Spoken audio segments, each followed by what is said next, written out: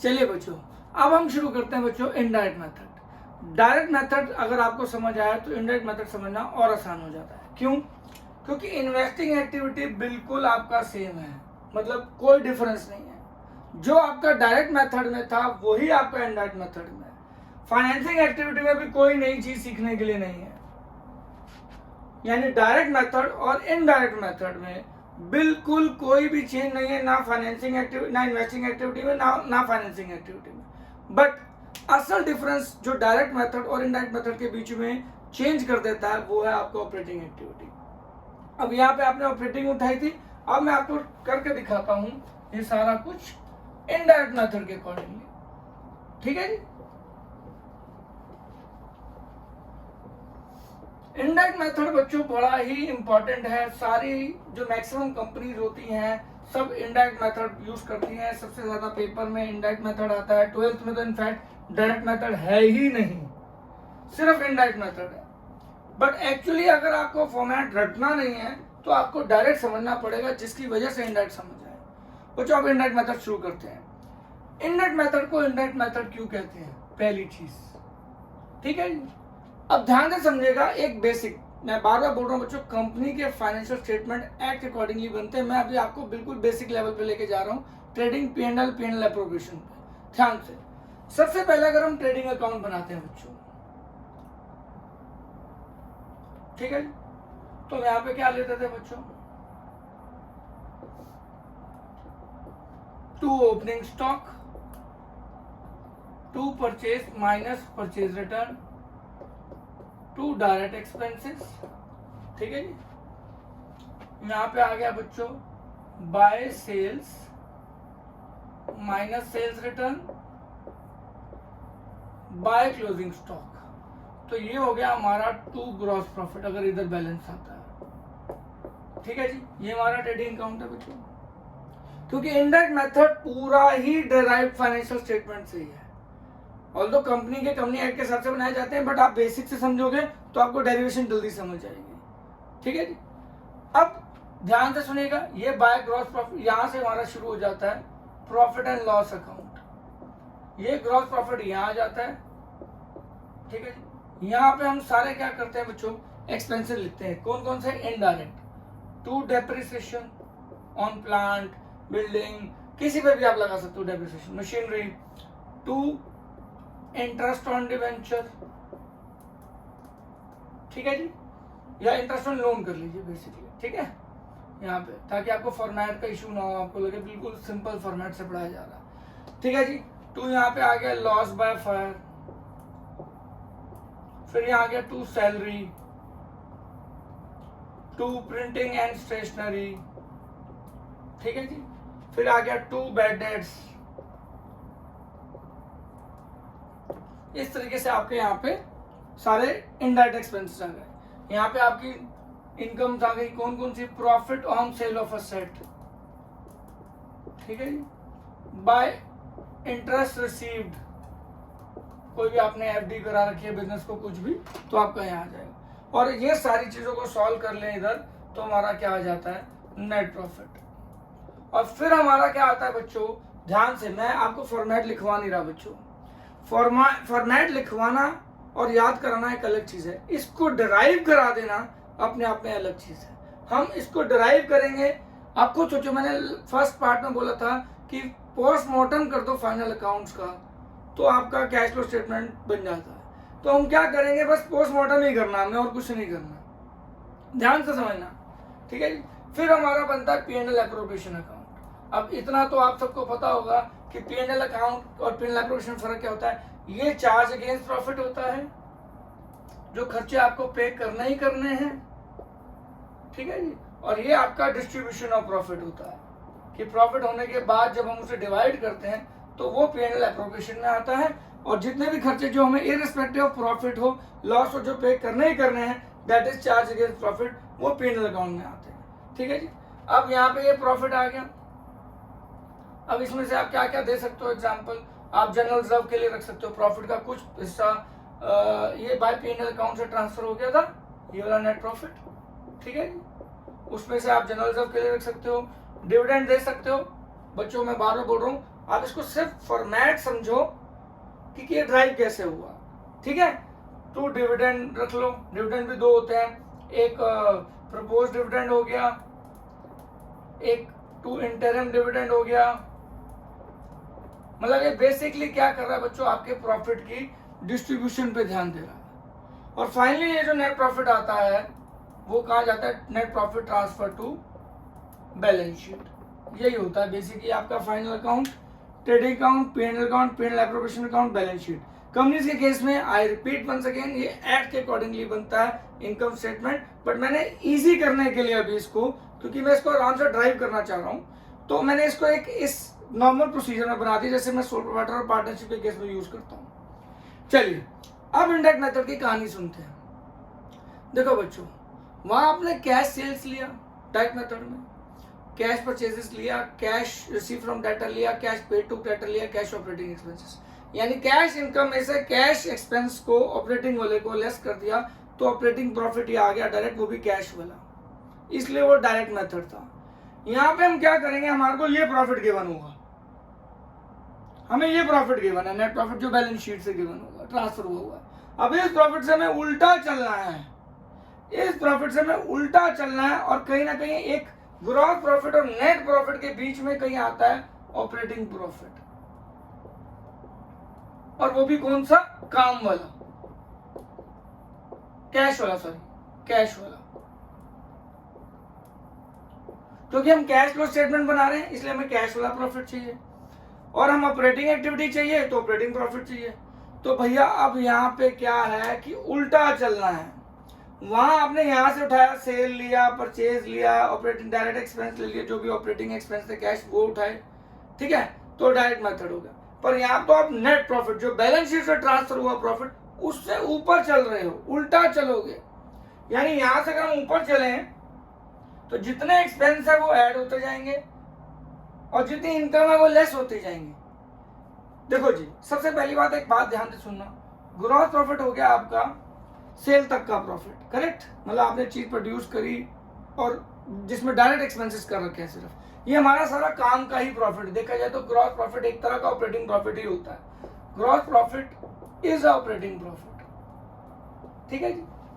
But ये complete operating profit नहीं होता है, रिपीट, ये पूरा कंप्लीट ऑपरेटिंग प्रॉफिट नहीं हो सकता, क्योंकि ग्रॉस प्रॉफिट के अंदर हमारे सिर्फ डायरेक्ट एक्सपेंसेस लेस होते हैं जो चीज को बनने में लगाते हैं, बट ऐसे बहुत सारे इनडायरेक्ट एक्सपेंस भी होते हैं जो ऑपरेटिंग होते हैं और ट्रेडिंग में नहीं लिए जाते, तो ग्रॉस प्रॉफिट के बाद ही ऑपरेटिंग प्रॉफिट आता है। अब नेट प्रॉफिट में वो सारी इनकम एडेड है जो काम से रिलेटेड नहीं है, profit on sale of asset हमारे काम से रिलेटेड नहीं है, इंटरेस्ट रिसीव्ड हमारे काम से रिलेटेड नहीं है, तो कहीं ना कहीं ग्रॉस प्रॉफिट और नेट प्रॉफिट के बीच में लाया करता है ऑपरेटिंग प्रॉफिट। और हमें पता है भाई हमारे पास बैलेंस शीट वाला प्रॉफिट जो सारी एप्रोप्रिएशन, सारे चार्ज अगेन प्रॉफिट एप्रोप्रिएशन के बाद हमारे पास जो बैलेंस शीट में जाता है that is called final profit. तो उस प्रॉफिट को उठा के अगर हम उल्टा चलते जाएं टुवर्ड्स ग्रॉस प्रॉफिट तो बीच में कहीं एक रास्ते में रुकेंगे जहां पे हमें ऑपरेटिंग प्रॉफिट चाहिए। बट यहाँ पे हमें ध्यान रखना है कि हमें सिर्फ ऑपरेटिंग प्रॉफिट नहीं चाहिए, हमें कैश वाला ऑपरेटिंग प्रॉफिट चाहिए, क्योंकि हम कैश फ्लो स्टेटमेंट बना रहे हैं। That's why this method is called as indirect method. तो हम क्या करेंगे, जनरली अगर आप देखो तो आपको यहाँ पे गिवन होता है net profit before tax and extraordinary item. जो फॉर्मेट शुरू होता है वो इससे शुरू होता है, यानी हमें क्या चाहिए, before tax before extraordinary item. पर ये सारी एप्रोप्रिएशंस भी तो प्रॉफिट की हुई होती है, तो हमें क्या करना पड़ेगा बच्चों, सबसे पहले हमें इस प्रॉफिट को कैलकुलेट करके दिखाना पड़ेगा। भैया अब देखो कंप्लीट लॉजिक देखो, ये है फाइनेंशियल स्टेटमेंट्स, इससे ड्राइव हो गया इनडायरेक्ट मेथड, तो ये क्या बन गया, एनालिसिस ऑफ फाइनेंशियल स्टेटमेंट। पूरा फाइनल स्टेटमेंट का यूजेज है, आप लोग सिर्फ इसको याद कर, यानी जिसने बनाया उसने फाइनेंशियल स्टेटमेंट को ही यूज करके इस फॉर्मेट को बना दिया, कोई रॉकेट साइंस यूज नहीं की इसने। अब क्या है, मान लो आपको ये नेट प्रॉफिट गिवन है बैलेंस शीट वाला, तो net profit during the year, क्योंकि अगेन दो बैलेंस होंगे ओपनिंग और क्लोजिंग, तो आपको क्या निकालना है ड्यूरिंग द ईयर, तो वो कैसे निकालेंगे, closing balance minus opening balance. तो net profit as per balance sheet में गिवन था, ठीक है जी। तो हमने उसमें क्या किया, closing balance minus opening balance, हमारे पास नेट प्रॉफिट आ गया जो हमने ड्यूरिंग द ईयर कमाया, लॉस भी हो सकता है। ठीक है जी। अब क्या करेंगे, जितने भी एप्रोप्रिएशंस हैं, क्योंकि हमें net profit before tax and extraordinary item बनाना है, ये तो हमें बैलेंस शीट पता क्यों बनाना है, तो पहले तो हमारे को सारी एप्रोप्रिएशंस हटानी पड़ेंगी, तभी तो हम यहाँ वाले नेट प्रॉफिट पे आएंगे, क्योंकि हमें तो ये गिवन है। अब यहाँ से यहाँ जाना है, देखो अगर यहाँ से ये सारी आइटमें लेस करोगे तो यहाँ आ जाओगे, फिर इसमें से ये वाली सारी आइटमें लेस करोगे तो यहाँ आ जाओगे। अब यहाँ से अगर यहाँ आना है तो क्या करना पड़ेगा, पहले सारी चीजें ऐड बैक करनी पड़ेंगी। तो जितने भी एप्रोप्रिएशंस हैं, कौन कौन सी, जनरल रिजर्व ट्रांसफर जो भी हमने किया होगा ड्यूरिंग द ईयर, ठीक है जी, प्रपोज डिविडेंड, इसका पूरा मैं अगले सेशन में बच्चों आपको detail provision for tax, propose dividend, accumulated depreciation, asset account, सारी एडजस्टमेंट्स आपको डिटेल में कराऊंगा, इंटरेस्ट पेड, डिविडेंड पेड, और एक और कंसेप्ट भी कराऊंगा, अगर ये फाइनेंसिंग कंपनी की कैश फ्लो होगा तो कैसे बनेगा, नॉन फाइनेंसिंग कंपनी का कैश फ्लो होगा तो कैसे बनेगा, वो लेटर ऑन। आज हम पहले इनडायरेक्ट मेथड को डिराइव करना सीखते हैं। तो ये हो गया general plus propose dividend plus interim dividend. Interim dividend क्या होता है बच्चों, जो आपका बेसिकली इसी साल आप कंपनी को बहुत एक्स्ट्रा पैसा कमा लिया कंपनी ने, तो वो कहते हैं जी जो नॉर्मल डिविडेंड दे रहा है उससे ऊपर भी हम डिविडेंड देंगे, ठीक है जी, तो ये इंटरिम डिविडेंड होता है। और प्रपोज डिविडेंड जो सालाना हर कंपनी भाई बताती है कि इस साल हमें लगता है ये हमारा प्रॉफिट होगा, तो इस बार हम ये प्रपोर्शन हम अपने शेयर होल्डर्स को देंगे, ठीक है जी। हमें जाना net profit before tax and extraordinary item, यानी चार्ज वाले तक पहुंचना है, पर पहले तो हमें एप्रोप्रिएशन हटानी पड़ेगी कि इस प्रॉफिट की डिस्ट्रीब्यूशन क्या है, ठीक है जी। अब इसके बाद क्या होगा, प्रोविजन फॉर टैक्स, ये भी ऐड करो क्योंकि हमें बिफोर टैक्स चाहिए। हम प्रॉफिट में से एस्टिमेट कर लेते हैं कि भाई इस साल इतना टैक्स लगने की गुंजाइश है, हाँ, क्योंकि टैक्स में होता क्या है, जो ईयर अभी कंप्लीट हुआ है हम उसका टैक्स अगले साल पे करते हैं, फिर हम उसको असेस करते हैं, यानी जो जिस ईयर में हम टैक्स को असेस करते हैं उसे असेसमेंट ईयर बोलते हैं, और जिस ईयर का टैक्स असेस होता है उसे प्रीवियस ईयर बोलते हैं। जैसे अगर मैं एक सिंपल भाषा में बात करूं, अभी क्या चल रहा है आपका, आज हमारा चल रहा है 1 अप्रैल 2022 से 31 मार्च 2023, तो इस साल जो हमने टैक्स पे किया होगा वो पिछले साल का पे किया होगा, और इस साल का टैक्स इस समय हम सिर्फ एस्टिमेट करेंगे, वो हमारा प्रोविजन फॉर टैक्स होता है, वो हमारे P&L एप्रोप्रिएशन और चार्ज के बीच में जाता है। वो आपको डिटेल में मैं आपको दोबारा बताऊंगा इसके बारे में। खैर अभी के लिए इतना समझ लो कि net profit as per balance sheet में ये जनरल सा propose dividend, interim dividend, provision for tax आपने ऐड कर दिया, ठीक है जी, यानी ऊपर चल रहे हो, plus minus extraordinary item. Again मैं इस पर स्टार लगा रहा हूं, ये मैं आपको डिटेल में बाद में बताऊंगा एक्स्ट्राऑर्डिनरी आइटम में प्लस माइनस दोनों क्यों लगाए मैंने, इसके पीछे बहुत बड़ा रीजन है, ठीक है जी। और फिर आपका क्या आ जाएगा, net profit before tax and extraordinary item. अब आपसे कोई पूछे कि भैया ये चीजें ऐड क्यों हुई, तो आप बोलोगे भैया ये बैलेंस शीट का प्रॉफिट था जिसमें सारी डिस्ट्रीब्यूशन भी होने के बाद जो फाइनल बैलेंस शीट में गया। अभी आपको कैश फ्लो में जाना ऑपरेटिंग प्रॉफिट, ऑपरेटिंग प्रॉफिट के लिए आपको पहले नेट प्रॉफिट चाहिए, क्यों, क्योंकि नेट प्रॉफिट और ग्रॉस प्रॉफिट के बीच में कहीं ऑपरेटिंग प्रॉफिट लाया करता है, तो पहले तो हमें एप्रोप्रिएशन हटानी पड़ेगी कि प्रॉफिट की डिस्ट्रीब्यूशन क्या है। अब जो लेस हुई हैं वापस यहाँ तक पहुंचने के लिए हमें क्या करना पड़ेगा, ऐड बैक करना पड़ेगा, उल्टा चल रहा है, that's why this method is called indirect method, क्योंकि हम उल्टा चल रहे हैं, डायरेक्टली ले लेते हैं तो वो डायरेक्ट मेथड, उल्टा चल रहे हैं तो वो इनडायरेक्ट मेथड। तो यहाँ पे क्या आ गया, net profit before tax and extraordinary item. ये प्लस माइनस वाला एक्स्ट्राऑर्डिनरी आइटम मैं इसको बाद में बताऊंगा आपको लेटर ऑन की क्या चीज है, प्लीज आप नोट डाउन कर लें। ये आपका आ गया नेट प्रॉफिट बिफोर टैक्स, और ये वर्किंग नोट्स में आएगा। आई रिपीट, ये फॉर्मेट में मत लिखना, में इसे वर्किंग नोट्स में ही लिखना। बेसिकली क्या कर रखा है, जनरल सब भी डिस्ट्रीब्यूशन ऑफ प्रॉफिट है, प्रपोज डिविडेंड भी डिस्ट्रीब्यूशन प्रॉफिट है, इंटरिम डिविडेंड भी provision for distribution of profit है, प्रोविजन फॉर टैक्स, क्योंकि हमें ऊपर बिफोर टैक्स चाहिए। कोई भी चीज बिफोर पे जाना है, मतलब अगर वो माइनस हुई है उसे वापस बिफोर पे जाना है तो उसे ऐड बैक करना पड़ेगा, तभी ये दोनों हमने net profit before tax and extraordinary item के लिए यहाँ पे ये चीज ऐसे निकाली है, ठीक है जी। अब यहाँ पे क्या करेंगे बच्चों, ये प्लीज इसको नोट डाउन कर लीजिएगा, ठीक है जी। इसके बाद मैं आपको क्या कहता हूँ इनडायरेक्ट मेथड पे आगे चलते हैं, क्योंकि सारा डिफरेंस सेम है, सारा इन्वेस्टिंग सेम है, फाइनेंसिंग सेम है और लास्ट का प्रोसीजर भी सेम है। आपको सिर्फ दिक्कत कहाँ आएगी? ऑपरेटिंग के वक्त। तो यहां तक तो हम पहुंच गए, ये वाला नेट प्रॉफिट था, ठीक है जी। अब क्या करो बच्चों, इसमें से देखो हमारा डेप्रिसिएशन क्या है? नॉन कैश एक्सपेंस है। मैंने आपको बोला ग्रॉस प्रॉफिट और नेट प्रॉफिट के बीच में कहीं ना कहीं क्या लाया करता है? ऑपरेटिंग प्रॉफिट, वो भी कैश वाला। तो ये सारे इनडायरेक्ट एक्सपेंस होते हैं, पर सारे इनडायरेक्ट एक्सपेंस ऑपरेटिंग एक्सपेंस नहीं होते। उसमें से कुछ नॉन ऑपरेटिंग एक्सपेंस भी होते हैं, कुछ नॉन कैश एक्सपेंस भी होते हैं, तो हमें देखने पड़ेंगे। Non cash expense, interest on loan non operating expense, loss by fire आप अपना नॉन ऑपरेटिंग एक्सपेंस, ठीक है जी, ओके जी। इसको आप कर लो loss on sale of asset अभी थोड़ा सा, ठीक है जी। तो ये आपके नॉन ऑपरेटिंग एक्सपेंस। सैलरी आपका ऑपरेटिंग एक्सपेंस कैश वाला होता है, आपका printing and stationery operating expense होता है, ठीक है। बैड डेट्स आपका ऑपरेटिंग एक्सपेंस होता है, वो भी कैश वाले होता है। तो आपने क्या करा, और ये दोनों इनकम में भी देखो, ये दोनों इनकम कौन सी होगी? Non operating income. अब बच्चों ध्यान से सुनना प्लीज, लॉजिक ध्यान से सुनना।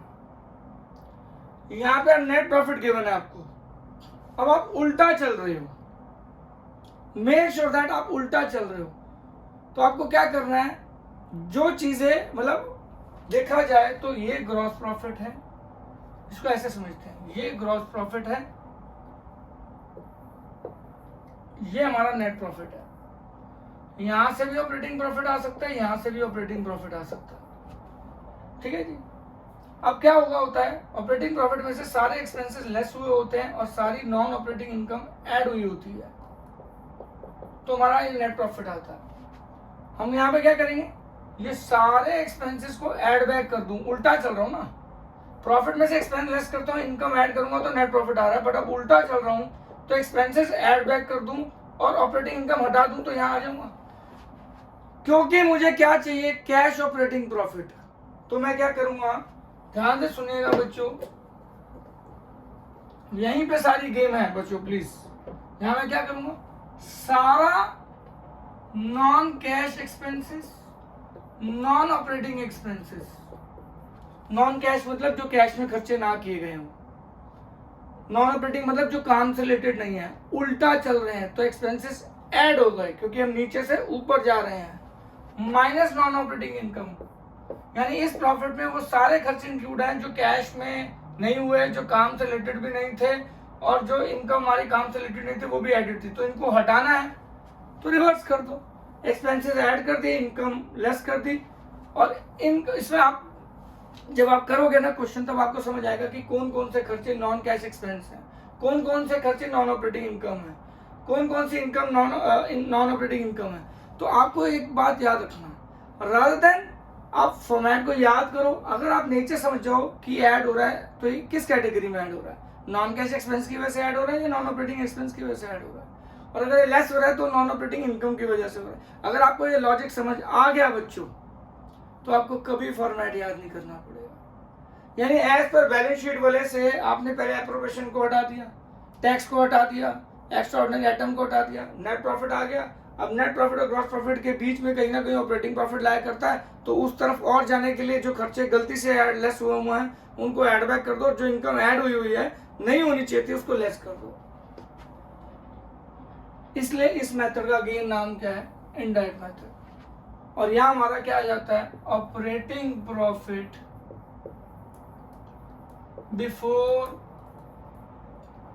Before change in working capital. अभी गेम यहाँ खत्म नहीं हुई है, देखो। इसलिए ये मेथड जो है बहुत इंपॉर्टेंट भी है। क्यों? क्योंकि इसमें डिटेल्ड इंफॉर्मेशन कवर हो जाती है और प्रिसाइसली बेटर इंफॉर्मेशन कवर होती है। क्योंकि अब हम करंट असेट और करंट लायबिलिटी से हमें कोई इनफ्लो, देखो लॉन्ग टर्म असेट्स आपके इन्वेस्टिंग में चले गए, आपने बैलेंस शीट को खाली करना है, बैलेंस शीट में लॉन्ग टर्म असेट्स आपके इन्वेस्टिंग में चले गए, ठीक है जी। आपका कैश, शेयर कैपिटल, डिवेंचर, सारा ये सब फाइनेंसिंग में चला गया, ठीक है जी। अब करंट असेट और करंट लायबिलिटी तो अभी भी रहते हैं, तो वो यहाँ पे डील होंगे बच्चों, क्योंकि वो हमारे काम से रिलेटेड होते हैं, तो वो यहाँ कवर करेंगे। और इसमें वो भी कवर हो गया, तो डायरेक्ट मेथड से ज्यादा इंफॉर्मेशन कवर हुई इनडायरेक्ट मेथड में, इसलिए ये मेथड ज्यादा बेहतर है देन डायरेक्ट मेथड। इसलिए डायरेक्ट मेथड इंश्योरेंस कंपनीज ही यूज करती हैं और बाकी लिस्टेड कंपनी और सेबी गाइडलाइंस जो भी फॉलो करती हैं वो इनडायरेक्ट मेथड को ही यूज करती है फॉर बेटर प्रेजेंटेशन। ठीक है जी। तो अब यहाँ पे क्या होगा बच्चों, अब यहाँ पे हमारे करंट असेट्स उतार लो। करंट असेट कौन से होते हैं, जिनकी लाइफ 1 साल तक होती है बेसिकली। करंट लायबिलिटी जो ऑब्लिगेशन 1 साल के अंदर पे करनी होती है। तो हमने क्या उतार लिया बच्चों, यहाँ पे हमने देखो जी इसको लिख लिया increase in current asset, decrease in current asset, increase in current liability, decrease in current liability. इसको याद नहीं करना बच्चों, आपको कैश फ्लो स्टेटमेंट बनानी है तो कैश फ्लो स्टेटमेंट के वक्त एक बात दिमाग में रखनी है हमेशा, कैश की मूवमेंट आ रही है या जा रही है। अब आप देखो करंट असेट में एग्जांपल लेते हैं स्टॉक, ठीक है जी। अब स्टॉक बढ़ रहा है तो आपने परचेज किया होगा, परचेज ऑफ स्टॉक का इंक्रीज कर रहा है, बट कैश का क्या करेगा, आउटफ्लो, क्योंकि जब आप स्टॉक परचेज करोगे तो पैसा जाएगा, तो it will lead to outflow of cash, इसलिए हमेशा क्या होगा, माइनस। बच्चों कोई भी चीज ऐड हो रही है तो ऐड क्यों हो रही है, कोई भी चीज लेस हो रही है तो वो लेस क्यों हो रही है। अगर हमारा फोकस वाई पे है, मैं आपको सच बता रहा हूं, तो आपको रट्टा नहीं मारना पड़ेगा, कभी भी आपको कभी मुश्किल नहीं आएगी। अब करंट असेट कम हो रहे हैं, मान लो डेटर कम हो गया, पिछले साल 1 लाख के थे, इस साल 80,000 के हो गए, तो पैसा आएगा। डेटर कम हो रहे हैं नो डाउट, पर पैसा तो आएगा, तो ये क्या हो जाएगा, इनफ्लो ऑफ कैश, इसलिए क्या हो जाएगा, ऐड हो जाएगा। ठीक है जी। इसी तरह से करंट लायबिलिटी के इंक्रीज डिक्रीज में भी है। ठीक है जी। अगर करंट लायबिलिटी में देखो, आपने क्रेडिटर पे कर दिए, पिछले साल 1 लाख के थे, इस साल 80,000 रुपए के हो गए, कम हो गए, क्या हो गए, कम हो गए। कम हो गए तो क्या हो गया, आउटफ्लो ऑफ कैश, तो ये भी क्या हो गया आपका, outflow of cash. Outflow of cash है तो माइनस, क्योंकि कैश की मूवमेंट में अगर प्लस इनफ्लो होगा तो ऐड और आउटफ्लो होगा तो लेस। अब मान लो अगर करंट लायबिलिटी का इंक्रीज होगा, आपने किसी और के पैसे देने थे, जैसे क्रेडिटर बढ़ गया तो आपको उधार मिल गया, उसका कैश मिल गया, पर अभी आपकी जेब से कैश नहीं गया, तो ये एक तरह का कैश नहीं गया, मतलब इनफ्लो ही हो गया। ये जरा ध्यान से समझना, ये बहुत इंपॉर्टेंट है। ठीक है जी। तो करंट लायबिलिटी के केस में आपको बड़ा मेक श्योर करना है कि अगर आपने किसी के पैसे नहीं दिए, वो बढ़ गए, तो आपका एक तरह से पैसा बच रहा है, कैश बच रहा है, which is equal to inflow, तो उस केस में वो क्या हो जाएगा, इनफ्लो ऑफ कैश, और वो भी ऐड हो जाएगा। इसको ध्यान से समझना, मैं बार बार ये पॉइंट बहुत तंग करता है, कई बार आपसे वाइवा में भी पूछा जाता है कि करंट लायबिलिटी का बढ़ना इनफ्लो कैसे होता है। ये बहुत इंपॉर्टेंट टॉपिक है जो आपसे पूछा जाता है, अगर आप अच्छे बच्चे हो तो आपसे जरूर पूछा जाएगा। तो यहाँ पे एग्जाम्पल लेके बताना कि भाई अगर हम पे कर रहे हैं क्रेडिटर तो पैसा जा रहा है, पर अगर क्रेडिटर बढ़ रहे हैं तो पैसा भी नहीं गया, मतलब जो पैसा नहीं गया मतलब वो एक तरह का इनफ्लो की तरह ट्रीट हो गया, इसलिए वो ऐड हो गया। ठीक है जी।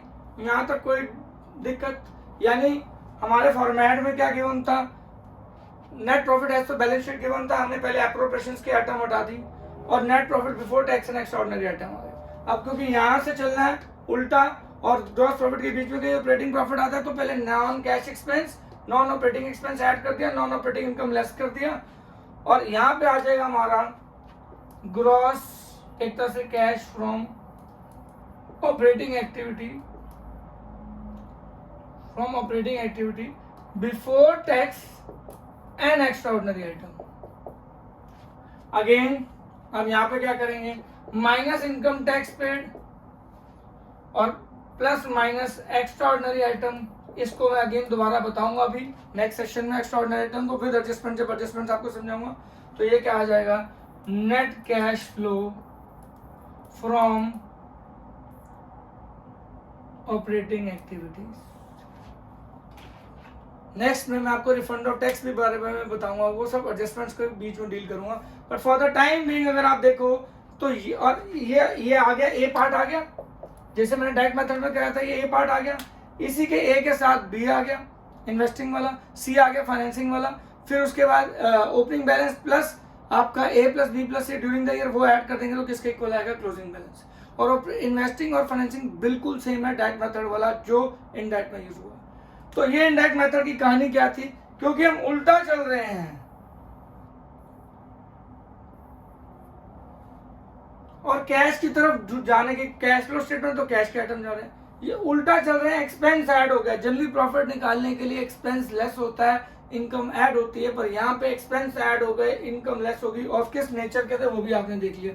क्यों? क्योंकि कैश वाला प्रॉफिट चाहिए था, इसलिए नॉन कैश को हटा दिया, ऐड बैक कर दिया। ऑपरेटिंग चाहिए था तो नॉन ऑपरेटिंग को ऐड कर दिया, इनकम जो नॉन ऑपरेटिंग थी उसको हटा दिया। तो वाई बहुत जरूरी है, ऐसा किया क्यों, और ये किससे लिंक्ड है? फाइनेंशियल स्टेटमेंट से लिंक्ड है। तो आपको बस जज करना है कि इनमें से कौन से ऑपरेटिंग है, कौन से नॉन ऑपरेटिंग है, कौन से नॉन कैश है। यही फॉर्मेट में आप देख लेना, जब आप बुक से फॉर्मेट देखोगे यही है। बस यहाँ पे और आइटम्स लिख देंगे और फिर बच्चे याद कर लेते हैं कि इसमें ये आइटम है, इसमें ये आइटम है, इसको याद कर लो, याद नहीं करना। तो दिस इज ऑल अबाउट आपका इनडायरेक्ट मेथड। और बाकी ट्रस्ट मी, अगर मैं आपको फटाफट एक बार बता देता हूँ सो दैट आपको कभी कंफ्यूजन ना हो इनडायरेक्ट मेथड के अंदर भी, क्योंकि बोर्ड में आपका आएगा। तो आपको क्या करना है, मैं एक बार फॉर्मेट आपको पूरा बना के दिखाता हूँ, ठीक है? तो ध्यान से देखिएगा, final format of indirect method of cash flow statement. इसके बाद अगले सेशन में हम एडजस्टमेंट्स करेंगे। बाकी कोई भी डाउट होगा तो प्लीज कमेंट सेक्शन में मुझे जरूर बताइएगा। क्या है जी, सबसे पहली चीज आपकी आ गई net profit as per balance sheet. ठीक है जी, मेरे पास जगह कम है तो मैं पहले सीधा ये बता रहा हूँ, यहाँ propose dividend, interim dividend, general reserve, ठीक है जी, general reserve plus provision for tax plus minus extraordinary item. इस पे मैंने आपको बताना है क्या है ये चीज। तो ये आपका क्या आ जाएगा, net profit before tax and extraordinary item. बच्चों ये आप वर्किंग नोट्स में दिखाओगे, आई रिपीट, आप क्वेश्चन पेपर में यहाँ से स्टार्ट करोगे जब अपने आंसर लिखना शुरू करोगे, और ये वर्किंग नोट्स में दिखाओगे। और ये क्या है, उल्टा प्रॉफिट चल रहा है जिसमें एप्रोप्रिएशंस को और टैक्स को कवर कर रखा है एंड एक्स्ट्राऑर्डिनरी आइटम। ठीक है जी, अब ये आ गया क्योंकि हमें ऑपरेटिंग प्रॉफिट पे जाना है। तो जितने भी नॉन कैश एक्सपेंस है, क्योंकि कैश फ्लो में कैश वाले चाहिए, इसमें तो सब कुछ इंक्लूड है, प्लस नॉन ऑपरेटिंग एक्सपेंस उल्टा चल रहा है इसलिए सारे एक्सपेंसेस ऐड हो जाएंगे, और नॉन कैश इनकम जो है, नॉन ऑपरेटिंग इनकम जो है वो लेस हो जाएंगे, और हमारा क्या आ जाएगा, operating profit before change in working capital. उसके बाद करंट एसेट का इंक्रीज, करंट एसेट का डिक्रीज, करंट लायबिलिटी का इंक्रीज, करंट लायबिलिटी का डिक्रीज। कहीं इसको याद भी कर लेते हैं, पर याद मत करना, मैंने यहाँ समझा दिया, minus plus plus minus, inflow outflow के चक्कर में हो रहा है ये, रट्टा मत मारना।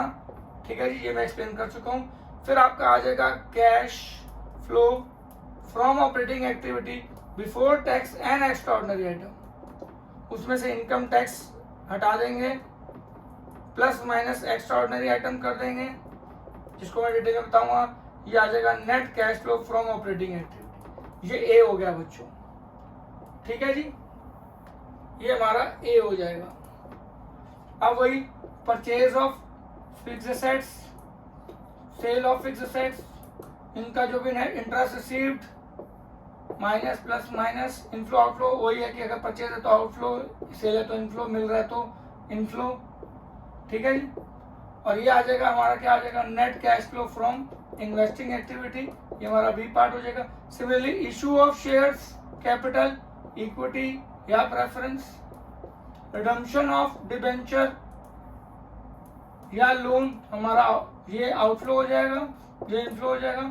फाइनेंसिंग से रिलेटेड जितने भी आइटम में गिवन है वो यही आ जाएंगी, और उनका नेट क्या आ जाएगा, net cash flow from financing activity, ये सी हो गया। अब हमारे को क्या करना है, यहाँ से बच्चों opening balance of cash and cash equivalent निकाल के ब्रैकेट जहां भी होगा नेगेटिव फिगर को डिफाइन करेगा।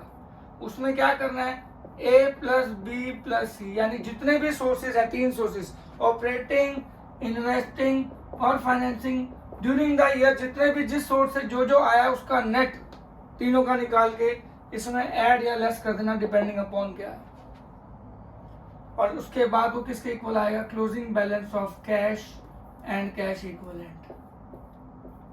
और इस पूरी स्टेटमेंट को हम क्या बोलते हैं, इनडायरेक्ट मेथड।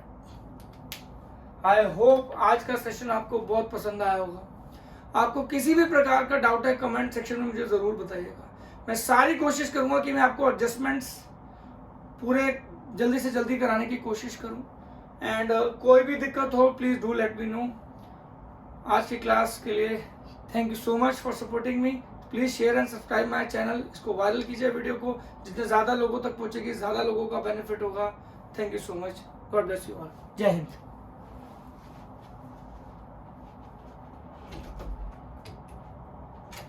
मैम जी, मैम